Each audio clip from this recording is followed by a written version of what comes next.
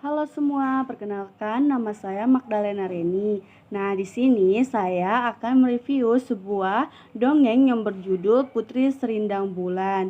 Dan di sini juga saya akan menjelaskan unsur intrinsik yang terdapat dalam dongeng tersebut.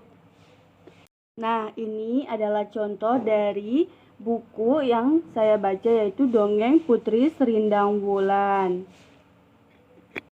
Putri Serindang Bulan, cerita rakyat Nusantara. Alkisah di daerah Bengkulu, hiduplah seorang raja yang bernama Raja Mawang yang berkedudukan di Lembong. Raja Mawang mempunyai 6 putra dan seorang putri yang bernama Serindang Bulan. Mereka hidup rukun dan saling menyayangi.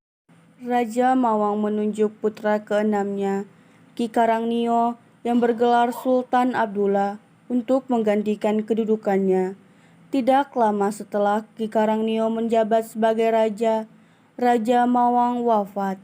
Sejak kematian Raja Mawang di istana kerajaan menjadi tidak rukun lagi, terutama karena penyakit kulit yang diderita oleh Putri Serindang Bulan menjadi aib buat keluarganya. Penyakit itu selalu kambuh setiap kali Putri Serindang Bulan dilamar oleh raja dari negeri lain. Hal itu membuat keluarganya sangat malu. Akhirnya kelima kakaknya bersepakat untuk membawa sang putri ke hutan dan membunuhnya agar aib keluarganya tak ada lagi. Hanya Ki Karangnio yang tidak setuju dengan itu, tetapi ia kalah suara dan harus menuruti kemauan saudara-saudaranya.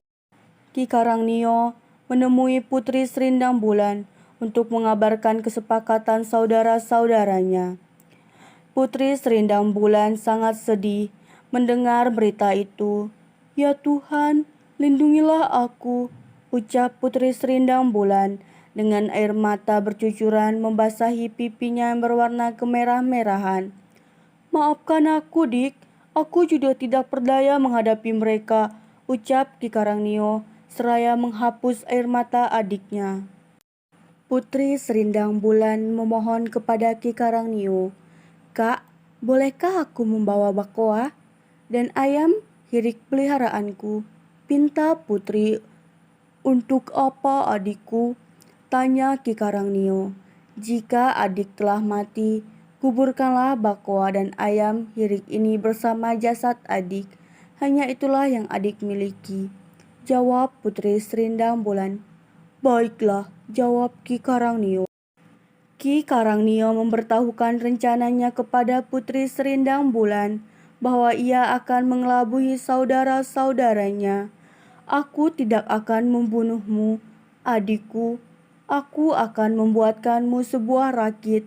Dengan rakit itu kamu ikuti aliran sungai air ke tahun ini. Kakak berharap ada orang yang menolongmu," ujar Ki Karangnio. "Tapi, bukankah kakak harus membawa pulang setabung darahku untuk dijadikan bukti?" tanya Putri Serindang Bulan. "Benar, adikku. Jika kamu tidak keberatan, bolehkah aku menyayat tanganmu? Aku akan mengambil sedikit darahmu dan mencampurkannya dengan darah binatang, agar mereka percaya bahwa aku telah membunuhmu," pinta Ki Karangnio. "Sekarang, pergilah adikku, berhati-hatilah. Semoga Tuhan melindungimu," seru Ki Karangnio. "Terima kasih, Kak. Semoga kita dapat bertemu kembali," ucap Putri Serindang Bulan sambil menangis. Ki Karangnio tidak tega melihat adiknya yang hanyut terbawa aliran air sungai. Ia segera kembali ke istana. Sementara itu, setelah berhari-hari hanyut di sungai, Putri Serindang Bulan akhirnya terdampar di Pulau Pagai, di lepas pantai muara air ke tahun. Ia ditemukan oleh Raja Indrapurna.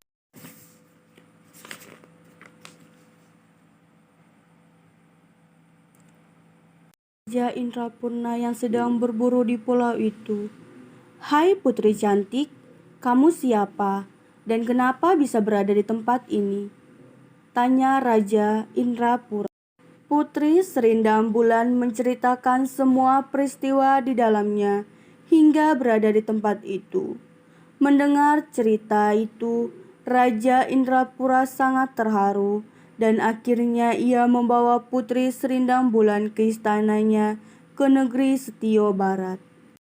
Tak berapa lama kemudian, terdengar kabar bahwa Raja Indrapura akan menikah dengan Putri Serindang Bulan. Berkat kesaktian Raja Indrapura, penyakit kusta yang Putri tidak pernah kambuh lagi.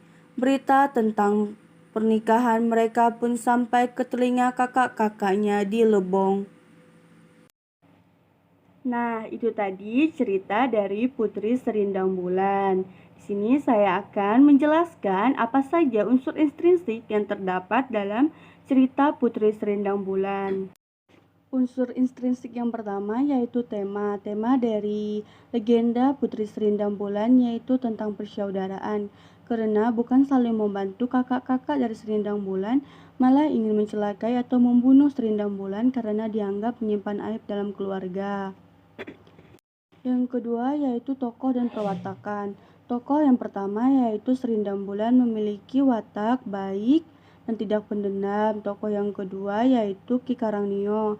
Ia adalah seorang raja yang bijaksana dan baik hati dan juga menyayangi adiknya. Yang ketiga yaitu 5 kakaknya dari Serindang Bulan.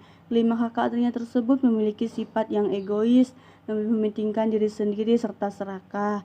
Yang keempat yaitu Raja Indrapurna. Ia raja yang mempunyai hati yang baik hati, bijaksana, dan mau menolong Serindang Bulan saat Serindang Bulan dalam kesusahan. Nah, yang ketiga adalah latar. Latar dari cerita legenda tersebut yaitu berada di Bengkulu. Latar tempat yaitu air ketahun, pulau pagai, istana, dan hutan. Nah, alur yang terdapat dalam cerita legenda tersebut yaitu alur maju, karena kisahnya bermula dari seorang putri Serindang Bulan yang menderita penyakit secara tiba-tiba ketika bertunangan dengan seorang pria. Tapi jika dibatalkan pertunangan tersebut, maka penyakit dari Putri Serindang Bulan akan sembuh. Yang kelima yaitu ada amanat. Amanat dari cerita legenda tersebut yaitu kita harus menyayangi saudara kita dan harus saling mendukung jika ada yang kesusahan. Dan jangan seperti kelima kakaknya Serindang Bulan. Di saat adiknya susah, dia malah ingin membunuh karena dianggap memiliki aib di dalam keluarga. Selain itu, belajarlah untuk memaafkan dan tidak menyimpan dendam kepada orang lain yang berbuat jahat kepada kita. Mendongeng memiliki banyak manfaat positif untuk tumbuh kembang anak. Dengan mendongeng, anak-anak akan mendapat nilai-nilai moral, kasih sayang, kejujuran, kesabaran, dan banyak hal positif lainnya. Selain itu, mendongeng juga dapat mendorong perkembangan bahasa anak dan bahasa kognitif yang terjadi di dalam anak. Yuk budayakan mendongeng untuk mendorong perkembangan anak-anak sadar dini. Nah, mungkin hanya itu yang dapat saya sampaikan. Kurang dan lebihnya saya mohon maaf.